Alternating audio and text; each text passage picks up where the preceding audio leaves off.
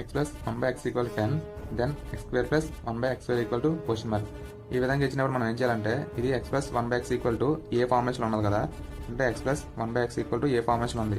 ఇలాగే ఈ ఫార్మేషన్లో ఉన్నప్పుడు మనకి x square plus 1/x square equal to a square minus 2 చేయాలన్నమాట. ఇక్కడ ఏ అంటే ఎంత, ఏ వాల్యూ 10, మనం చేయాల్సింది ఏ స్క్వేర్ మైనస్ 2 అంటే 10 స్క్వేర్ మైనస్ 2 చేయాలి.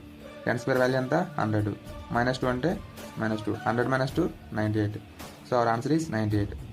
ఇలాంటి some x minus 1/x equal to 10 ఇచ్చి then x square minus 1/x square equal to question mark అడిగితే సేమ్ ఇక్కడ కూడా మైనస్ ఇచ్చినప్పుడు మనం ఇక్కడ ప్లస్ ఇచ్చినప్పుడు ఏం చేసాము, ఏ స్క్వేర్ మైనస్ 2 చేసాము. ఇక్కడ ఏ స్క్వేర్ ప్లస్ 2 చేయాలి. అంటే ఇక్కడ ఏ వాల్యూ ఎంత 10, ఏ స్క్వేర్ అంటే 10 స్క్వేర్ ప్లస్ 2, 10 స్క్వేర్ వాల్యూ ఎంత 100 ప్లస్ 2 ఈక్వల్ టు 102.